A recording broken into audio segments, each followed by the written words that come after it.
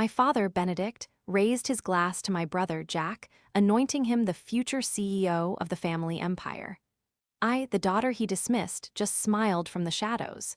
He didn't know that my little project had earned me enough to buy out his estranged partner. As he toasted the future, his lawyer, Mr. Hayes, handed me a folder and whispered, "The transfer's done. You own controlling shares now." This is where the story truly begins, and you won't want to miss what happens. Make sure you're subscribed to see it through to the end. We're always curious. Where in the world are you all watching from today? Let us know in the comments. The diagnosis hit me like a physical blow, sucking the air from my lungs and leaving a cold, metallic taste in my mouth. It wasn't the kind of news you absorb all at once. It was the kind that shatters your world into 1,000 pieces, and you're left staring at the fragments, unable to recognize the picture they once made. I was sick. Not a cold, not the flu, but a serious, systemic illness that had been quietly brewing while I poured every ounce of my energy into my work.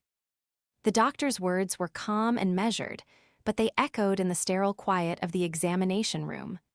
Autoimmune, long-term, aggressive treatment. I sat in my car in the hospital parking garage for a full hour, the rhythmic beep of the unlocked door the only sound. I was 35 years old. I had built my own company, Aura AI, from nothing but a laptop and a concept my own family had laughed at. I was supposed to be in my prime, a shark in the deep waters of the tech industry, not fragile, not a patient. My first instinct, a deeply ingrained reflex, was to call home.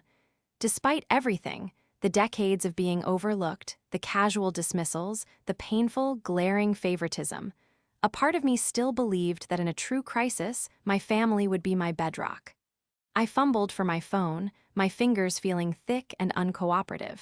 I dialed my mother, Paige. She picked up on the third ring, her voice breathless and artificially bright. "Jasmine, darling, is everything all right? You know we're in the middle of the pre-launch fittings.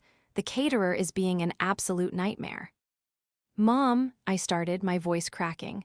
I just left the hospital. I got some bad news. It's serious, Mom." There was a pause, filled not with the maternal concern I craved, but with an impatient static. "Oh, dear," she said, her voice dropping. I could hear her muffled, speaking to someone else in the room. "Hold on, darling, Jax Taylor is here. Can this wait?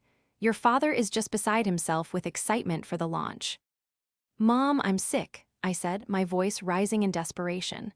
The doctor said. "Jasmine, please." She cut me off, her tone shifting from airy to annoyed.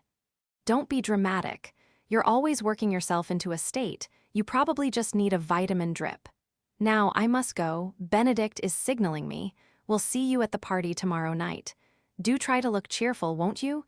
It's Jack's big day." The line clicked dead. I stared at the phone, the silence of the car suddenly deafening. It wasn't just a dismissal, it was a complete invalidation of my reality. Don't be dramatic. It's Jack's big day. My illness, my fear, my entire existence was, as always, an inconvenient subplot in the grand narrative of my brother, Jack, the chosen one. I leaned my head against the steering wheel, a single, hot tear of pure rage tracing a path through the foundation I'd applied that morning. The sickness was a terrifying, unknown shadow. But in that moment, what broke me wasn't the diagnosis. It was the chilling realization that to my own family, I was utterly, completely disposable. My phone buzzed again. For a wild, hopeful second, I thought it was my mother, calling back with a pang of conscience. But the name on the screen was Mr. Hayes, my lawyer. I swiped to answer, my voice thick. "Hello." "Ms. Jasmine," his voice was crisp, professional, and blessedly devoid of emotion. "I'm calling to confirm. The final wire transfer has been received from your corporate account. We have initiated the purchase from the third party as planned. All documents are prepared for signature." A different kind of adrenaline surged through me, sharp and cold, cutting through the fog of my diagnosis. This was the other part of my life, the one I had built in the shadows, the one my family knew nothing about. "And the timeline?" I asked, my voice miraculously steadying. Barring any unforeseen issues, the final registration of the share transfer should be complete by tomorrow, end of business, Hayes said. Which, if I recall, is the day of the Meridian Tech launch party. I closed my eyes. The party, the event my father, Benedict, was throwing to celebrate his company's new product and to unofficially crown Jack as his successor. The party my mother had just reminded me was more important than my health. Yes, Mr. H. Eyes, I said, a slow, cold smile touching my lips. That is perfect timing. Proceed as planned. I ended the call and put the car in reverse. The woman who had entered the hospital, scared and seeking comfort, was not the same one driving out. My mother was right about one thing. It was going to be a big day. The betrayal was worse than the diagnosis itself. The drive from the hospital to my apartment was a blur of traffic lights and gray pavement. I operated on autopilot, my mind a turbulent sea of medical jargon and legal strategy. When I walked into my home, a minimalist, glass-walled space that overlooked the city, its sterile tidiness offered no comfort. It felt as empty as I did. The silence was absolute, amplifying the echo of my mother's careless words. I sat on my sofa, not bothering to take off my coat, and stared at the framed photo on my side table. It was from a rare family vacation, taken perhaps 10 years ago. We were all smiling, but the image was a lie. I was standing slightly apart from the tight-knit trio of Benedict, Paige, and Jack. Even then, I was the outlier, the satellite orbiting their bright, unified world. I'd spent my life trying to breach that orbit. I'd followed their path. I'd excelled in computer science, aiming for a place at Meridian Tech, my father's company. But while my code was elegant and my designs innovative, Jack's report cards were what my father framed. Jack got the Ivy League MBA, I got a pat on the head and a suggestion to find a nice husband. When I presented my father with a detailed proposal for a new AI-driven data security division, he had literally laughed. "Jasmine, this is adorable," he'd said, pushing the binder back at me. "Leave the real business to your brother. He understands the market." That was the day my little project, Aura AI, was born. It was forged not just from an algorithm, but from a lifetime of quiet, simmering rage. My phone rang again, pulling me from the memory. This time, the caller ID was Jack, my brother. A knot tightened in my stomach. Perhaps my mother had told him, and this was the call I had been waiting for. "Jasmine," he said, his voice impatient, exactly like our father's. "I'm at the venue. Mother said you were being difficult." My breath hitched. Difficult. "Yes," he sighed, as if explaining a complex concept to a child. "She said you were not feeling well and making a fuss. Look, I don't have time for this. I need you to call catering and sort out the vendor meal discrepancy. They're trying to charge us for the A-list entertainment's writers, and you're the only one with the original contracts for your event planning phase." I closed my eyes. Of course. Months ago, in a weak moment, I had offered to help coordinate the logistics for the launch party. I'd told myself it was a way to be involved, to show my competence. Now I saw it for what it was, another way for them to relegate me to the role of unpaid assistant. "Jack, I'm not well," I said, my voice low. "I was at the hospital. I have a serious autoimmune disorder." The silence on his end was heavy. But again, it wasn't empathy. It was annoyance. "A what, Jas, seriously? Today, you're going to pull this today? Do you have any idea the pressure I'm under? This launch is my entire future. Dad is literally handing me the company tomorrow night." He is," I whispered, though I already knew. "Yes, he is," Jack snapped. "It's the whole point of the party to announce me as the new COO and heir, so whatever. Thingy you need to put it on hold for 24 hours, be a team player for once. Call the caterer, sort it out, and be at the main entrance at 6 p.m. sharp tomorrow to check in the press. Don't make this difficult." He hung up. I sat there, the phone clutched in my hand, my knuckles white. Be a team player. Don't make this difficult. My entire life, I had been the difficult one simply for existing, for having needs, for daring to have ambitions that didn't revolve around propping up my brothers. My diagnosis, my fear, my pain, it was all just an inconvenience. An ill-timed distraction from the real event, the coronation of the king. I looked at the phone, at the blank screen where my brother's name had been. They saw me as a minor character, a stagehand in their grand play, but they were wrong. I wasn't the stagehand. I was the producer. I was the one who owned the theater. A cold, clear thought cut through my anger and my fear, and it repeated itself, a silent vow in the empty room. They had forgotten one crucial thing. They had forgotten who I was. To understand my father, Benedict, you have to understand Meridian Tech.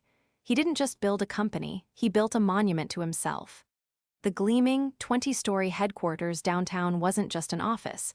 It was his fortress, and he was its king. Benedict is a man who measures the world in stock tickers and market share. He respects only one thing, power, and in his eyes, I never had any. My childhood was a masterclass in being invisible. While Jack was paraded at dinner parties, praised for his grades and his perfect golf swing, I was the other one. The quiet, technical daughter. Benedict and my mother, Paige, treated my passion for coding as a quaint, nerdy hobby. "How sweet," Paige would say to her friends. "Jasmine has her little computer games." I wasn't playing games. I was writing kernel-level code by the time I was 16. I saw the future of tech, the inevitable rise of artificial intelligence and data-driven security, long before it was mainstream. My father, for all his bluster, was old school. Meridian Tech ran on legacy systems, on hardware and enterprise solutions that were rapidly becoming obsolete. When I was 22, fresh out of college with top honors, I built a fully functional predictive algorithm that could identify and neutralize security threats before they breached a system. I spent 6 months on it, sleeping in the university lab. I presented it to my father in his vast, mahogany-paneled office, my hands shaking with a mix of pride and nerves. He glanced at the first page of my report, then at me, over the top of his expensive glasses. "Jasmine, I'm trying to close a 9-figure deal with an avionics company. You're showing me a science project." "It's not a project, Dad," I insisted, my voice small. "It's a viable product. It's faster than anything on the market. Meridian could integrate it. It could change everything." He chuckled, a dry, dismissive sound that echoed in the cavernous room. "You're not a businesswoman, darling. You're an engineer. You don't understand scale or clients or the bottom line." "Jack," he called out, not even looking at me, "get in here." Jack, already an intern despite being only 19, swaggered in, all college logo fleece and unearned confidence. "Yeah, Dad." "Take your sister's thing," Benedict said, waving a hand at my life's work. "See if any of the junior guys in R and D want to play with it. Maybe it's a new screensaver." Jack smirked, taking the binder from me. "Sure thing, Dad. Don't worry, Jas. We'll find a nice spot for your art project." I walked out of that office and never looked back. That was the day I stopped trying to win his approval and started building my weapon. I named my science project Aura AI, and I incorporated it a week later. I took out loans, lived on instant noodles, and worked 100-hour weeks from a windowless rented office. While my family attended galas and yachting trips, I was pitching to venture capitalists, debugging code until 4 a.m., and slowly, painstakingly, building my fortress. Now, Aura AI was a silent giant. We handled the data security for some of the biggest, most sensitive financial and logistical corporations in the world. We were the company the other tech companies called when they had a problem they couldn't solve. I had built it in stealth, keeping my name off the press releases, channeling all profits back into the company. It was my secret, my little project, that was now worth more than I'd ever dreamed. This brings me to my uncle, Arthur, my father's brother, the ghost at the Meridian Tech Feast. Arthur was the brilliant, gentle co-founder of Meridian. He was the engineering genius, while my father was the ruthless salesman. 20 years ago, Benedict executed a brutal corporate coup, leveraging a market downturn to push his own brother out. It was a legendary, dirty fight that left Arthur emotionally and financially shattered. He retreated from the tech world, living quietly in obscurity. But my father had made one critical, arrogant mistake.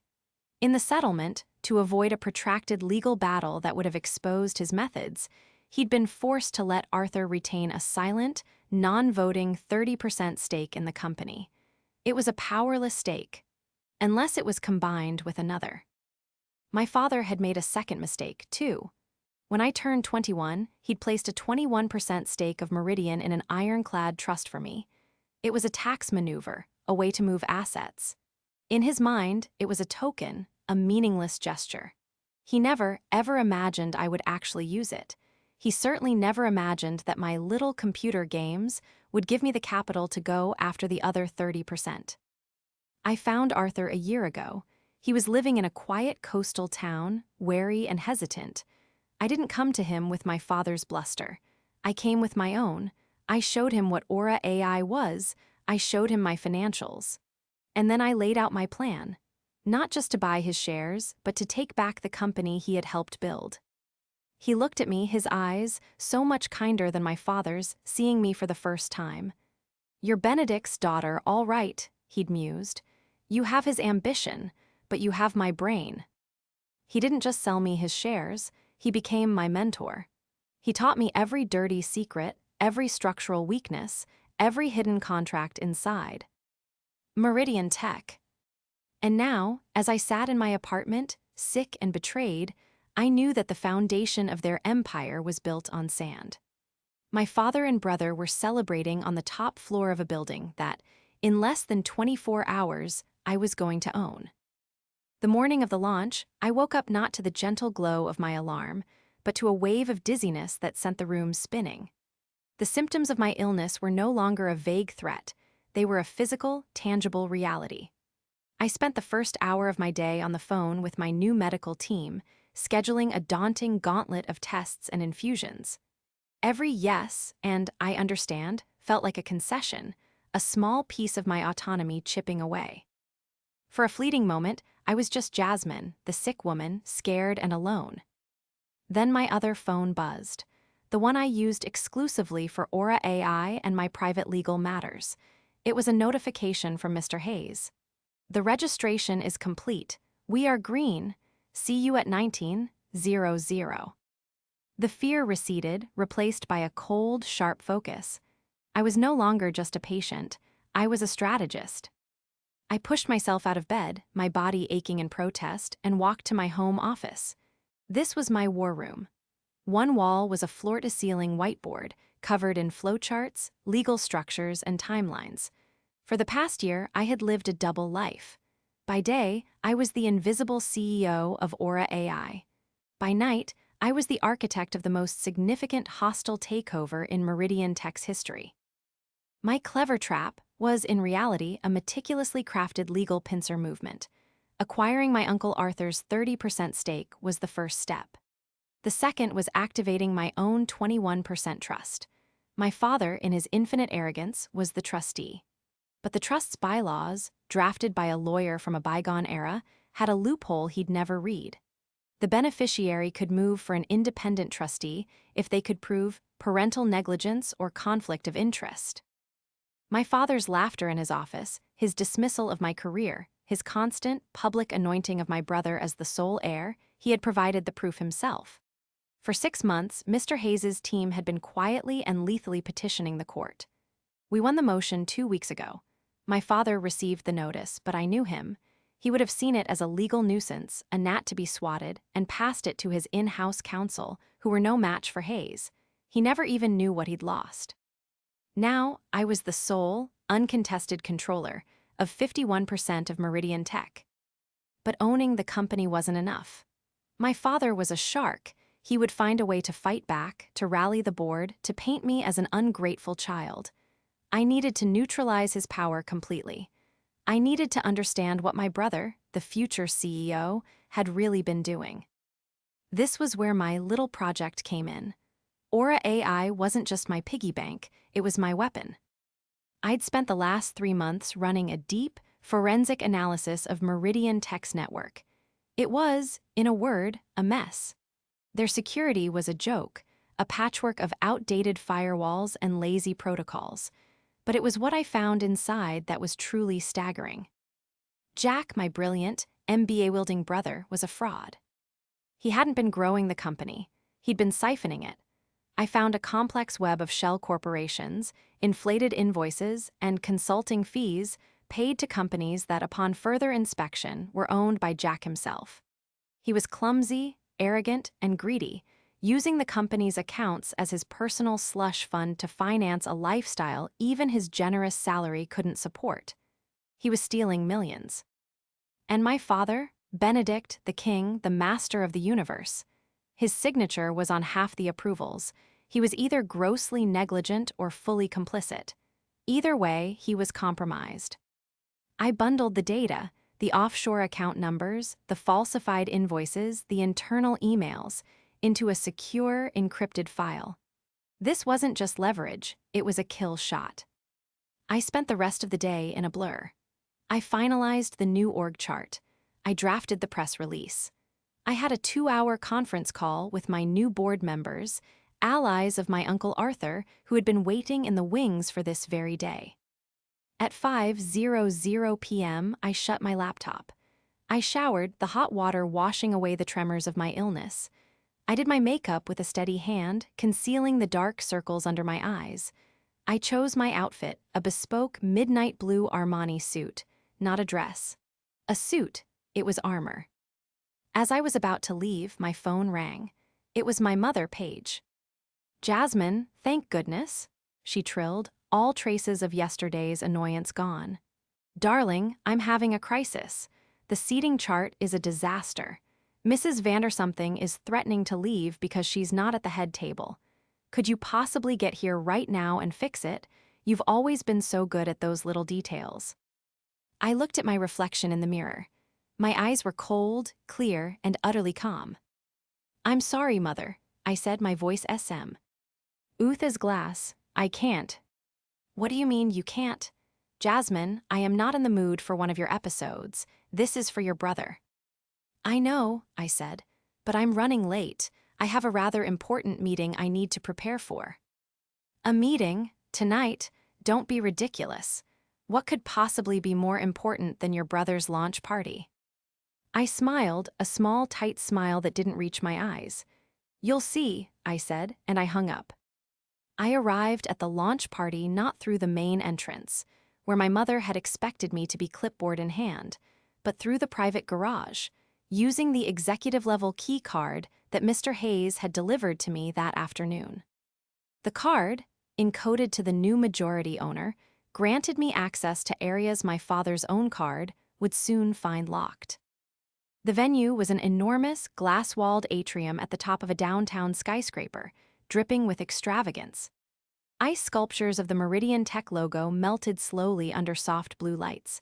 Waiters circulated with champagne and impossibly small appetizers. Hundreds of people, tech journalists, city council members, sycophantic board members, and clients, mingled, the air thick with false laughter and the scent of expensive perfume.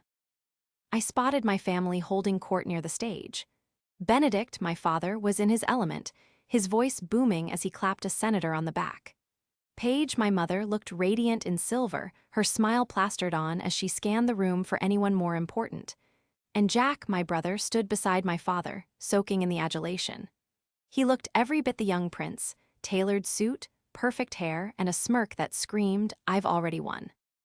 I stayed in the shadows at the edge of the room, sipping a glass of water, watching them.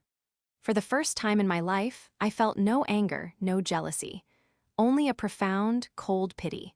They were like actors in a play, reading their lines with gusto, completely unaware that the show was closing. After about 20 minutes, Jack spotted me. His eyes narrowed, and he broke away from his group, striding over. He grabbed my arm, his fingers digging into my bicep. "Where the hell have you been?" he hissed, his smile not wavering for the benefit of the crowd. "Mother's been calling you. The press packets are a mess." "Hello, Jack," I said calmly, removing his hand from my arm. "You look well." "Don't play games, Jasmine. I told you this was important. You were supposed to be working. You're always so unreliable. It's pathetic." Unreliable, I repeated, raising an eyebrow. That's an interesting choice of words. I'd say I'm the most reliable person you know. He scoffed. Right, you and your little AI company. Did it finally go bankrupt? Is that why you're here, hoping Dad will give you an allowance? This was the moment, the pivot. Actually, I said, my voice low and clear, I wanted to talk to you about consulting fees. Specifically, the ones paid by Meridian to a shell company called J Squared Innovations. Registered in the Cayman Islands. Ring any bells? The color drained from Jack's face. His arrogant smirk vanished, replaced by a slack-jawed, sickly pallor. He looked, for the first time, exactly like a little boy who had been caught with his hand in the cookie jar. I don't know what you're talking about, he stammered, his eyes darting around to see if anyone was listening. I think you do, I continued, taking a small, almost imperceptible step toward him. I'm talking about $4.2 million, Jack, falsified invoices for market analysis. All approved by you, all siphoned directly from the company's R&D budget. He grabbed my arm again, this time in a panic. Shut up, what are you trying to blackmail me? Blackmail? I let out a small, dry laugh. No, Jack, blackmail is so unsophisticated. I'm just gathering data. I'm a tech person, remember? I love data. And this data, the wire transfers, the account numbers, the email chains, it's fascinating. You're lying, he whispered, his voice trembling. You can't prove anything, you're nobody. Dad will crush you. Will he? I asked, my gaze shifting to our father, who was now laughing, oblivious, across the room. The funny thing about those approvals, half of them have his signature, too. BR, right on the dotted line. It seems you two have been very, very busy building the company together. Jack's entire body was shaking. The alpha male, the heir apparent, had evaporated. In his place was a terrified, cornered animal. What do you want? He whispered, his eyes wide with fear. Money, do you want money? I'm not here for your pocket money, Jack, I said, my voice turning to ice. I'm here for the entire bank.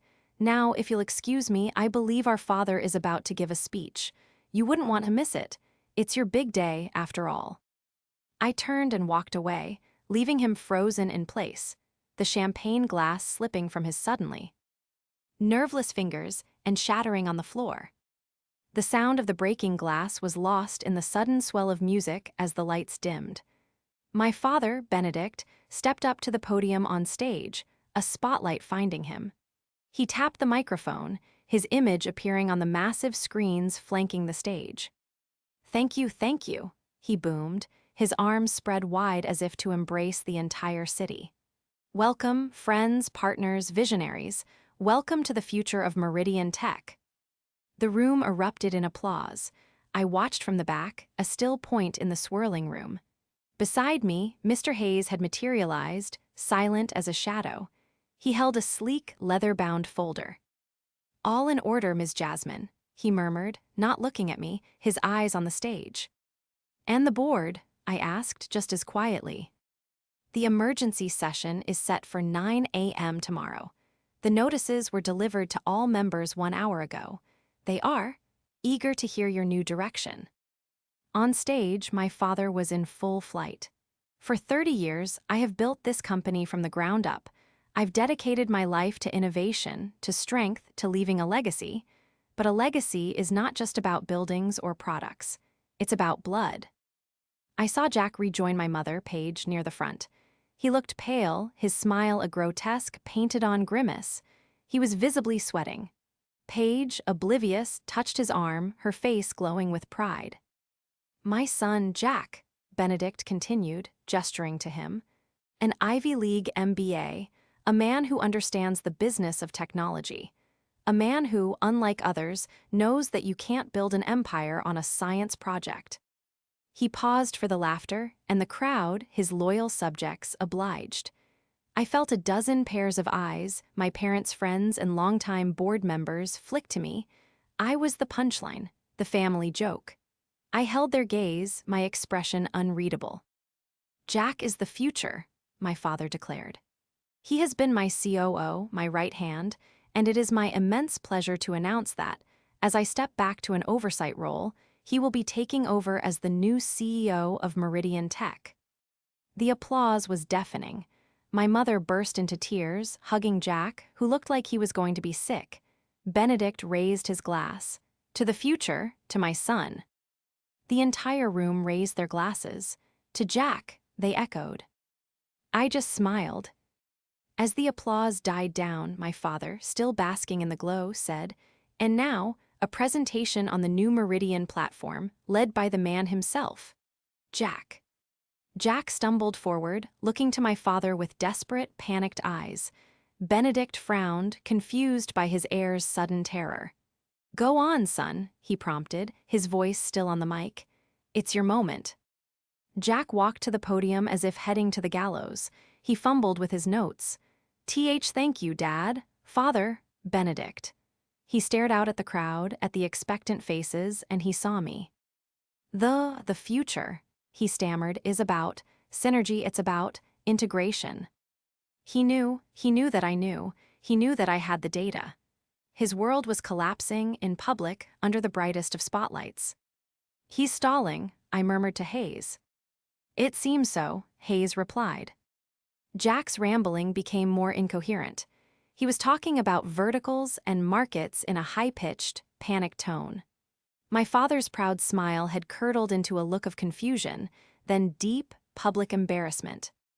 "What's wrong with him?" Paige whispered, loud enough for the front rows to hear. This was the second confrontation. Not with me, but with himself, with the truth. I had given him the data. Now I would give him the proof. I gave Mr. Hayes a single nod. Hayes stepped forward and signaled to a technician at the back, one of my own people from Aura AI, who I had placed on the event staff. Jack was saying, and our projections, our financials, there. "Perhaps I can help with that," my voice said, clear and amplified. A new screen descended from the ceiling, larger than all the others. And on it, in stark, undeniable black and white, was the first page of the forensic audit. The J-Squared Innovations logo, the wire transfer numbers, the dates. Jack stopped breathing. My father, Benedict, squinted at the screen. "What is this? What is the meaning of this? Who authorized this?" "That," I said, stepping out of the shadows and walking calmly toward the stage, "is the real financial report. The one that shows $4.2 million in R&D funds being wired to an offshore shell corporation owned by the new CEO." The room went utterly silent. You could hear a pin drop. I stopped at the foot of the stage, looking up at my family. My mother's face was a mask of horrified confusion. My brother was hyperventilating. My father's face turned a deep, blotchy purple. "Jasmine, you are embarrassing this family. Security, get her out of here." "They don't work for you anymore, father," I said, my voice resonating with calm authority. "What did you say, Hiar?" "Lord." I repeated, "they don't work for you. In fact, you don't work for you." I turned to Mr. Hayes, who stepped forward. "As of 4:52 p.m. today," Hayes announced, his voice cutting through the silence like a scalpel, "all 30% of the shares belonging to Mr. Arthur Reynolds and all 21% of the shares held in trust for Ms. Jasmine Reynolds were consolidated under a new holding company. This entity, Aura Holdings, is solely owned and controlled by Ms. Jasmine. She is, as of this moment, the 51% majority owner of Meridian Tech." The silence in the atrium was absolute, a crushing weight that sucked all the air out of the room. My father, Benedict, stood frozen at the podium, his face a canvas of disbelief, his raised champagne glass still trembling in his hand. My mother, Paige, looked back and forth between my father and me, her perfectly applied smile now a gaping, uncomprehending "oh." And Jack simply crumpled. He backed away from the podium, tripping over a monitor cable and landing hard on the stage, a pathetic heap of tailored wool and broken pride. "Jasmine," my father finally choked out, his voice a hoarse whisper. This is a joke, a sick, childish joke. You can't." "I can," I said, my voice steady and clear, carrying to every corner of the room. I walked up the few steps to the stage, the sound of my heels on the floorboards the only noise. I didn't look at my brother, cowering on the floor. I didn't look at my mother, who was now weeping silently. I walked directly to my father, stopping just in front of him. "You're right about one thing, Father," I said, my voice low but unwavering. "A legacy is about blood. You just spent 30 years backing the wrong horse." You ungrateful," he began, his face contorting with rage. "Ungrateful?" I cut him off, my voice rising for the first time, not in anger, but in pure, crystallized power. "I am the one who came to you at 22 with the future of this company, and you told me to go design a screensaver. I am the one who built a multi-million-dollar corporation from the science project you laughed at, and I am the one who just used the profits from my company to buy your company."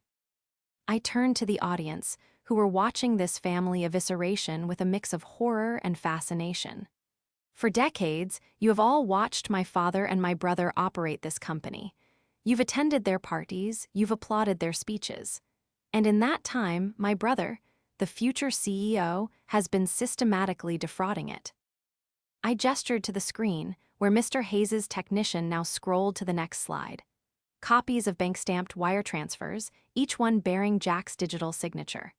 "He has been stealing from all of you. From the shareholders, from the employees, from the partners. And my father, the great visionary, either knew about it and was complicit, or he was so blinded by his own arrogance that he didn't see the theft happening right under his nose. I'm not sure which is worse." "No," Paige whispered, shaking her head.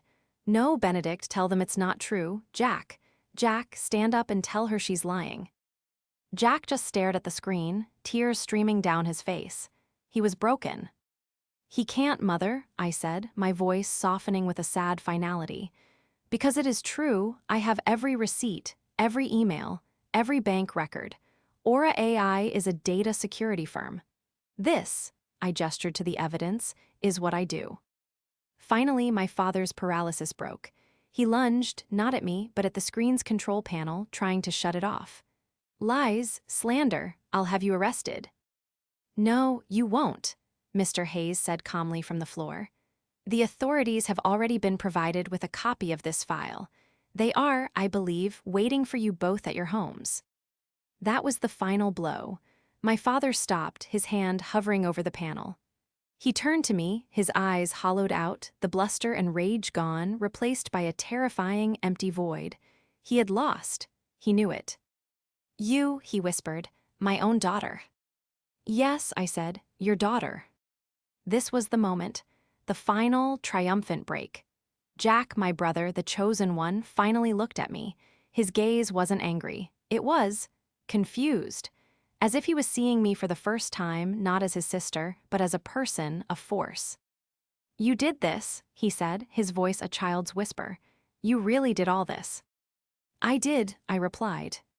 He looked at our father, at the man who had built him up, and in doing so, destroyed him. He looked at the evidence on the screen. Then, in a final, decisive action, Jack stood up on wobbly legs. He didn't look at our parents. He looked at me, and in front of everyone, he said, He made me. He told me it was how the game was played. He told me to be a shark." My father's head snapped toward him. "You weak, pathetic." "I'm done," Jack said, his voice gaining a small, trembling shred of conviction. He turned and walked off tee. He staged, past our stunned parents, past the silent crowd, and out the main doors. He was walking away from the company, from the money, from the lie. In his own way, he was finally free. I turned back to the podium, to my father, who now looked old and utterly defeated. I took the microphone from his unresisting hand.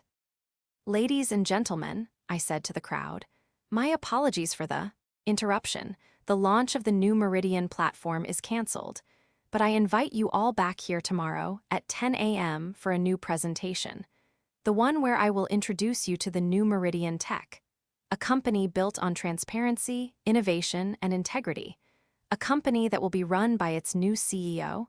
Me, thank you for coming." The fallout was immediate and absolute. As I'd predicted, my father, Benedict, and my brother, Jack, were both detained by federal agents before they could even get to their cars. The ensuing investigation was swift and brutal. The evidence I had compiled with Aura AI was so meticulous, so undeniable, that their legal teams had no room to maneuver. My father, in a last-ditch effort to save himself, tried to pin the entire fraud on Jack, claiming his son had forged his signatures and acted alone. But the email chains proved his complicity beyond a doubt. His betrayal of his own son was the final, pathetic act of a desperate man. Benedict was found guilty of multiple counts of corporate fraud and conspiracy. He was sentenced to 8 years in a federal, white-collar prison. His legacy, the thing he valued above all else, was not a gleaming tower but a public record of disgrace. Jack, in a move that surprised everyone, pleaded guilty to all charges. He cooperated fully, detailing not only his own actions, but the pressure and education he had received from our father his entire life. His remorse, combined with his cooperation, earned him a lighter sentence: 18 months, plus a lifetime ban from serving as an officer in any publicly traded company. My mother, Paige, was destroyed, not by the fraud but by the public humiliation. Her name was ruined in the social circles she worshipped. She was no longer a queen of society, she was the wife of a convicted felon. She retreated from public life, selling their mansion and moving to a quiet, anonymous condo. She and I have not spoken since that night. The day after the party, I walked into the Meridian Tech boardroom at 9 a.m. The old board members, my father's cronies, sat stunned and ashen-faced. I calmly accepted their resignations, one by one. I then installed my new board, led by my uncle, Arthur, who took his place at the table with quiet, profound vindication. My first act as CEO was to clean house. I fired the corrupt executives who had enabled my father and brother. I shut down the failing legacy projects. And then, I did what I had wanted to do since I was 22. I merged Aura AI with Meridian Tech. We rebuilt the company from the ground up. We poured resources into the AI-driven security platform I had designed. We built a new culture based on talent, not nepotism. Within a year, Meridian Tech, the new Meridian, was the most innovative and respected name in the industry. And what of my health?